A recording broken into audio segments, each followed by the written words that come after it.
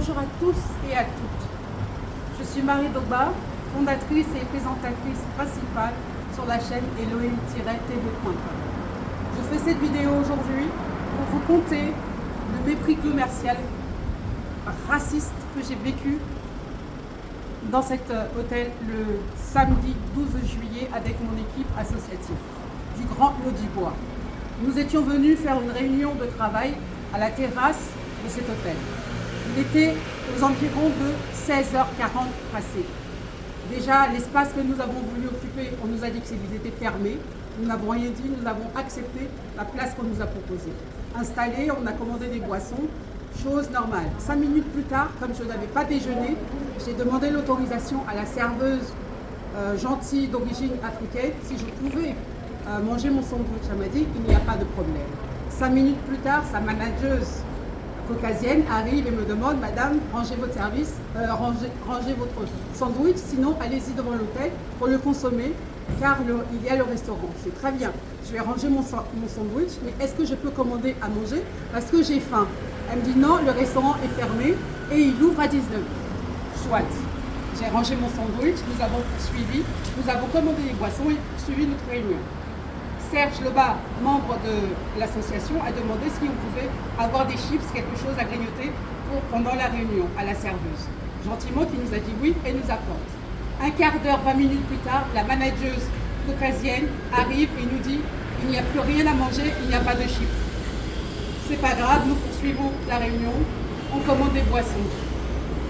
Il s'avère que vers 17h15, un couple caucasien anglophone arrive sur la terrasse, commande à manger et est servi copieusement, avec des frites et tout ce qui va avec. Alors, interloqué, je demande, mais comment se fait-il que eux aient à manger et que moi je ne puisse pas commander à manger? Elle me dit, la serveuse a fait une erreur, le cuisinier est venu, il a cuisiné et il est reparti en pause. Donc, je lui dis, le cuisinier est venu cuisiner pour eux et est reparti en pause. Moi, je suis arrivée avant, je ne peux pas manger, j'ai ma nourriture et je ne peux pas manger. Voyez-vous la gravité, l'injustice de la situation? Elle me répond sur un ton rieur et moqueur. Madame, je ne peux rien faire, le cuisinier est en pause, je ne peux rien faire. De là, nous commençons à lui dire que c'est pas juste et que c'est pas normal, que nous sommes venus faire une réunion, nous ne sommes pas venus mendier, nous avons un pouvoir d'achat pour consommer et ce n'est pas normal de vivre une telle situation. Très vite, le ton est monté et sur un ton décomplexé, méprisant, elle nous a fait comprendre qu'elle n'en avait rien à faire de la situation. Commercialement, elle aurait dû faire un geste commercial ou un mea culpa, des excuses pour se rattraper. Rien n'a été de cela.